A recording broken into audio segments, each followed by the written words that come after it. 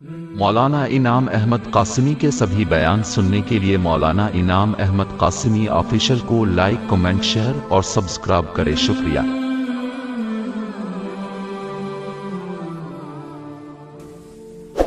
نحمده ونصلي على رسوله الكريم، اما بعد۔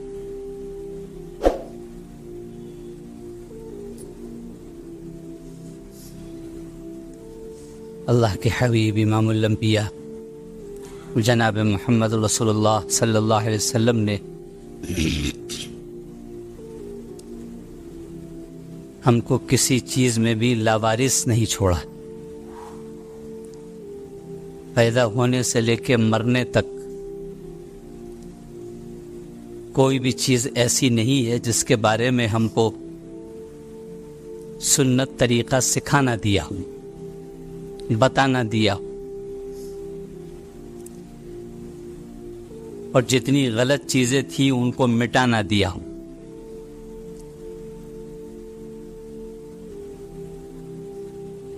آپ نے جتنی غلط چیزیں تھیں، جتنی بھی جاہلیت کی چیزیں تھیں، سب کو ختم فرما دیا۔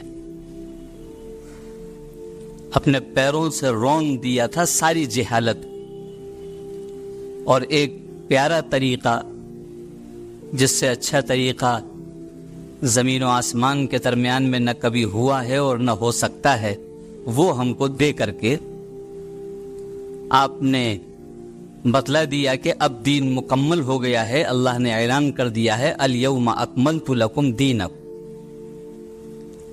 اب بال برابر بھی کسی چیز کی گنجائش نہیں ہے کہ کوئی دوسری چیز لا کے اس میں فٹ کر دی جائے۔ اسی میں خوشی ہو تو کیا کریں، غمی ہو تو کیا کریں، اس کا طریقہ بھی امت کو بتلائے۔ خوشی کے وقت ہم کو کیا کرنا ہے اور غم کے وقت میں کیا کرنا۔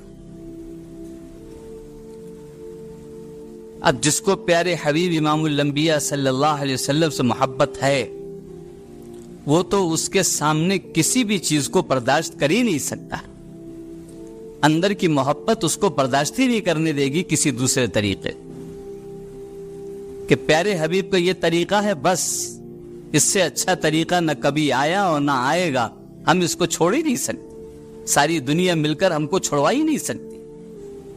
یہ کیفیت کا پیدا ہو جانا یہ ایمان کی علامت ہے، ایمان کی نشانی۔ اور اگر ہم ماحول سے اور لوگوں کی چیزوں کو دیکھ کر اللہ کے حبیب کی چیزوں کو ذبح کر دے، آپ کی سنتوں کو گھروں سے نکال کے پھینک دے، تو پھر ہم سے زیادہ محروم کون؟ اسی میں سے غم کا طریقہ، غم اگر پیش آئے تو غم کے بہت سے طریقے ہیں۔ اسی میں سے ایک انتقال ہو جانا، شہید ہو جانا، گھر میں کسی کا رخصت ہو جانا، یہ بھی ایک ہر شخص کو یہ چیز پیش آتی ہے۔ موت تو ہر گھر میں آتی ہے۔ تو اللہ کے حبیب امام الانبیاء صلی اللہ علیہ وسلم نے اس کا طریقہ بھی بیان فرمایا۔ زمانے جاہلیت میں اللہ کے حبیب کے تشریف لانے سے پہلے یہ ہوتا تھا کہ اگر کسی کی موت ہو جاتی تھی، کسی کو شہید کر دیا جاتا تھا، تو محلے کی اور برادری کی اور تمام پیشہ ور عورتیں ہوا کرتی تھی جو رونے کے لیے بلائی جاتی تھی۔ وہ سب جمع ہوتے تھے، وہ عورتیں جمع ہوتی تھی، اور رو رو کر کے اس کا غم منایا جاتا تھا، اور اس کو بڑا اچھا طریقہ سمجھا جاتا تھا، اور گنتی کی جاتی تھی کہ کس کے انتقال پر رونے والے اور رونے والیاں زیادہ آئیں، یہ زیادہ بڑا آدمی، یہ زیادہ عزت والا آدمی ہے، اس کے مرنے پر اتنی رونے والیاں اکٹھا ہوئی، اتنے رونے والے جمع ہوئے تھے۔ یہ ایک زمانے جاہلیت کی رسم تھی۔ سارے جہان کے سرتاج امام الانبیاء صلی اللہ علیہ وسلم کے چچا، پیارے چچا حضرت حمزہ رضی اللہ تعالیٰ عنہ کی جب شہادت پیش آئی اور آپ کو دردناک طریقے سے شہید کیا گیا، آپ کے کان کو، ناک کو، کلیجے کو، سب کو کاٹ کاٹ کر کے ٹکڑے ٹکڑے کر دیا گیا، اور اس طرح سے کاٹ دیا گیا تھا ایک ایک عضو کو کہ آپ پہچان میں بھی نہیں آ رہے تھے کہ حضرت حمزہ رضی اللہ تعالیٰ عنہ ہیں کہاں، کون سے۔ اللہ کے حبیب نے آ کر کے پہچانا کہ حمزہ نہیں مل رہے ہیں، اللہ کے حبیب کے چچا نہیں مل رہے ہیں، کہاں چلے گئے؟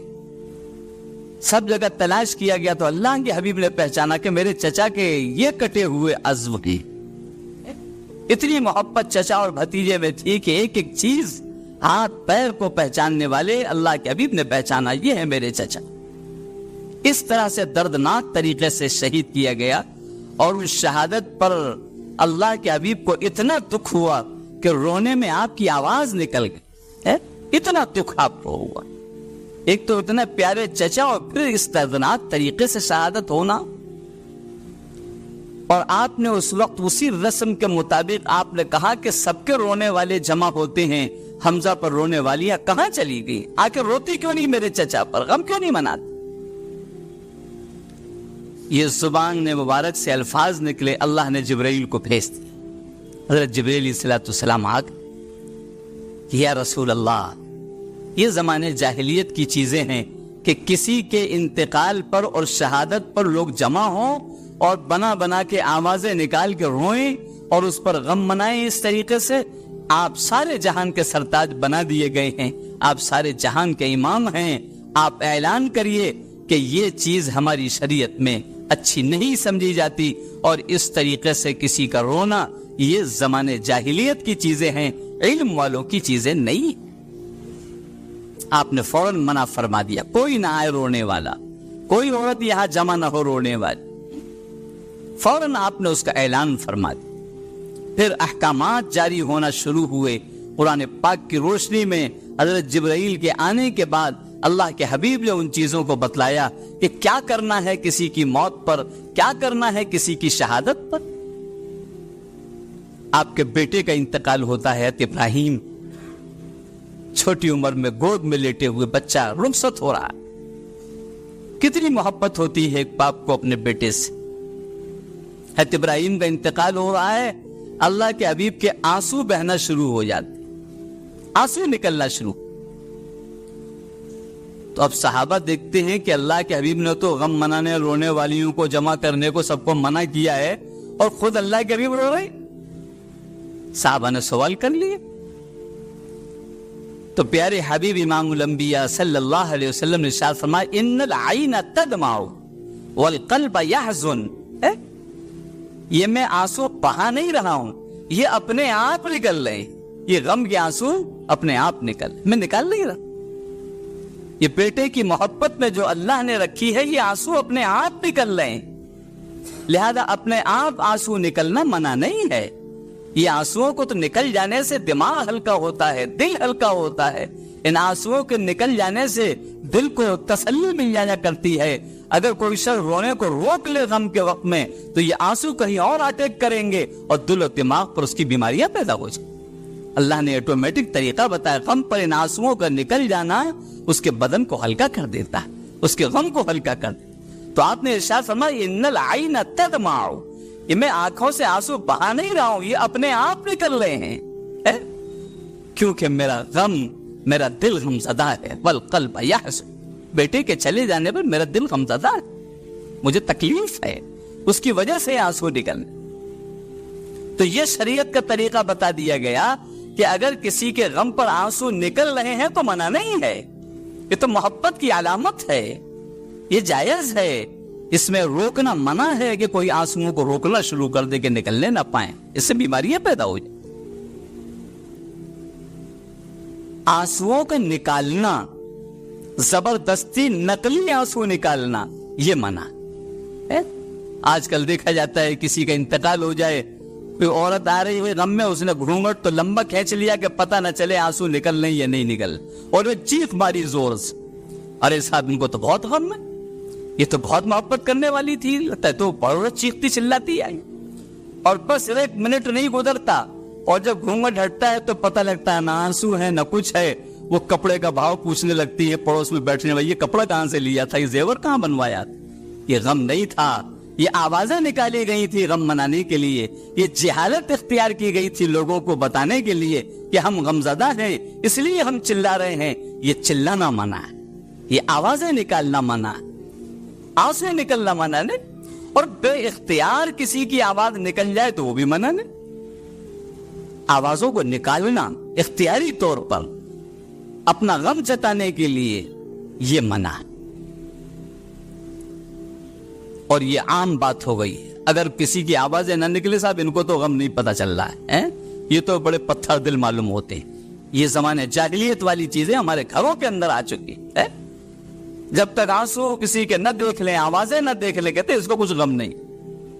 ऐसा होता है कि बहुत से लोगों की औरतें घर में किसी का इंतकाल हो गया, आंसू तो निकल रहे हैं, आवाज नहीं निकल रही है, आवाजों को कंट्रोल किए हुए है वो अल्लाह के हबीब की बात मान करके, तो मोहल्ले की औरतें कहती इसे कुछ गम मालूम नहीं हो रहा, तो अच्छा चल चला गया, कोई बात नहीं।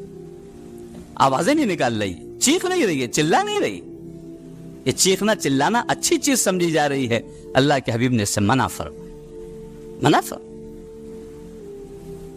चीखना चिल्लाना, जानबूझ के आवाजें निकालना, इसकी गम के अंदर इजाजत शरीयत नहीं देती। दूसरी चीज, गम के अंदर गालों पर हाथ मारना होता है, गम के अंदर चूड़ियां तोड़ना, गम के अंदर कपड़ों पे फाड़ना, ये सारी चीजें अल्लाह के हबीब ने मना फरमाई। का ये जमाने जाहिलियत की चीजें थी। लैसा मिन्ना मन ज़रबल खुदूद व शक्कल जियूब, अगर कोई कपड़ों को फाड़ता है ये हम में से नहीं है, ये हमारा उम्मती नहीं है, ये जमाने जाहिलियत का मानने वाला है, ये मेरा उम्मती नहीं।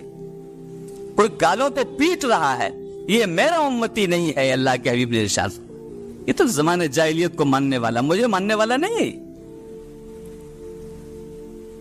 या कोई ऐसे लफ्ज पुकारना, वदआ बिदअवल जाहिलिया, जाहिल लोग जैसे पुकारा करते थे, हाय अब क्या होगा, अब तुम चले गए, अब होगा क्या, अरे जो अल्लाह ने किया वो तो होके रहेगा, ये कहने की जरूरत क्या होगा।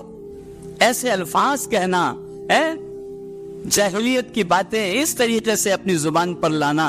किसी जवान का इंतकाल हो गया, अरे तुझे बुढ़े सब टहल रहे और हमारा जवान ही रह गया था जाने को, बुढ़े सब टहल रहे, ये अल्फाज कहना, ये तो अल्लाह पर जाहिलियत की चीज है।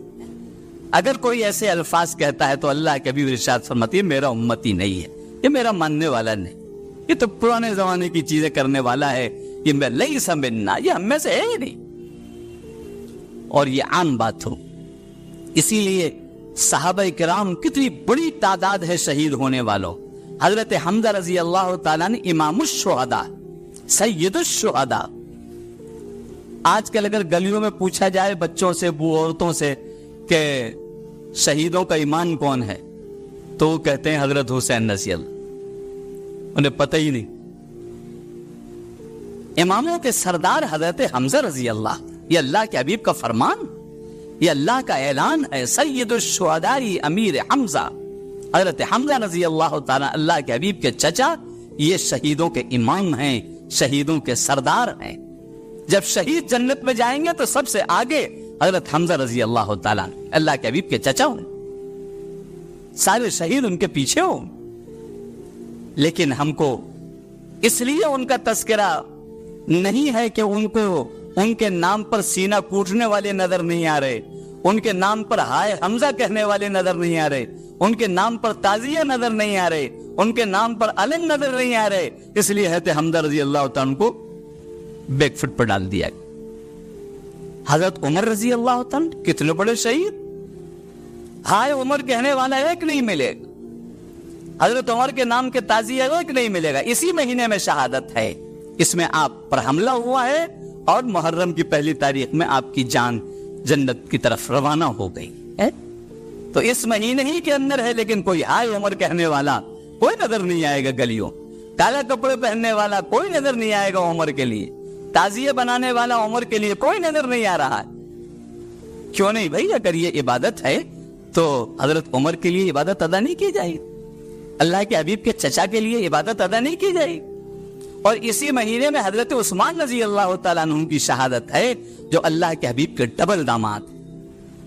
40 दिन तक प्यासा रखा गया आपको, 40 दिन तक पानी नहीं पीने दिया, खाना नहीं घर के अंदर दाखिल होने, और आपकी हिफाजत के लिए दरवाजे पर हजरत हसन हजरत हुसैन खड़े हुए, क्योंकि हजरत उस्मान रजी अल्लाह ताला, हजरत हसन हजरत हुसैन रजी अल्लाह ताला अन्हु के खालू हैं, دروازے پر پہرا یہی کہہ رہے ہیں، جوان ہیں، طاقتور ہیں، کوئی دشمن ہمارے خالو تک پہنچنے نہ پائے. یہ دونوں جوان کھڑے ہو کے پہرا دیتے تھے دروازے. اور آپ کا خون بہایا گیا. حضرت عثمان نیتان کی حفاظت میں تیر مارا گیا ہے حضرت حسین رضی اللہ تعالی. آپ کا خون بھی بہا. سب بھول گئے وہ لوگ، کوئی تذکرہ کرنے والا نہیں ہے عثمان غنی نیتان. حضرت حسین رضی اللہ تعالیٰ کی شہادت کو اتنا بڑھا چڑھا کر اس لیے بیان کیا گیا تاکہ اللہ کے حبیب کے تمام خاندان جو شہید ہوئے ان کو بھلا دیا جائے، سب کو بھلا دیا جائے، کوئی کسی کا نام لیوا نہ رہے. سارے صحابہ جو شہید ہوئے ان کو گنتیوں سے نکال دیا جائے. اس لیے حضرت حسین رضی اللہ تعالیٰ کی شہادت کا اتنا تذکرہ کیا گیا تاکہ کوئی شہید ان کے سامنے ٹکنے نہ پائے، سب ختم. یہ دشمنی کی گئی ہے صحابہ کرام کے ساتھ، اللہ کے حبیب کے خاندان کے ساتھ دشمنی کی گئی، اور ہم لوگ اس دشمنی کو سمجھ نہیں پائے. محرم سب کو معلوم ہے غم کا مہینہ. ذی الحجہ کیوں نہیں ہے غم کا مہینہ؟ اللہ کے حبیب کی دو بیٹیوں کے شوہر کا یہ شہادت ہے اور اتنی دردناک شہادت ہے. یہ ذی الحجہ کا مہینہ غم کا مہینہ کیوں نہیں ہے؟ حضرت عمر رضی اللہ تعالیٰ کی شہادت ہو رہی ہے، یہ غم کا مہینہ کیوں نہیں ہے؟ شوال کا مہینہ پیچھے گزر گیا، اس میں عید ہے، یہ عید کیسے باقی رہ گئی؟ اس کو ختم کر دینا چاہیے تھا. اس لیے کہتے حمزہ رضی اللہ تعالیٰ کی شہادت ہے، اور آپ کے چچا کی شہادت ہے، شہداؤں کے سردار کی شہادت ہے، اور 70 صحابہ کی شہادت ہے. عید کیسے باقی رہ گئی شوال کے مہینے؟ ختم کر دینا چاہیے تھا اگر یہی طریقہ ہے. پھر محرم کا مہینہ کیسے غم کا مہینہ قرار دے دیا گیا جب شوال غم کا مہینہ نہیں، ذی القعدہ محرم غم کا مہینہ نہیں، ذی الحجہ غم کا مہینہ نہیں، سارے خاندان آپ کے شہید ہو رہے ہیں اور کوئی غم کا مہینہ نہیں منا رہا. صرف حضرت حسین رضی اللہ عنہ کی شہادت پر غم کا مہینہ کیسے ہو گئے؟ شادیاں بند کر دیتے ہیں لوگ محرم کے مہینے، غم کا مہینے، اور اس میں خوب شادیاں کرتے ہیں جہاں اللہ کے حبیب کا خاندان شہید ہو رہا ہے. اس مہینے میں خوب شادیاں ہو رہی، پھر محرم میں شادیاں کیوں بند ہو گئی بھائی؟ اور پھر یہ بھی کسی کو نہیں معلوم ہے حضرت حسین رضی اللہ تعالی، حضرت علی رضی اللہ تعالیٰ عنہ کے بیٹے ہیں. ایک بیٹے کا نام ابو بکر ہے، ایک بیٹے کا نام عمر ہے. حضرت علی کو بتائیں گے، حضرت حسین رضی اللہ تعالیٰ عنہ کے بھائیوں کا نام ابو بکر عمر بھی تو ہے، اور کربلا کے میدان میں یہ بھی تو شہید ہوئے ہیں.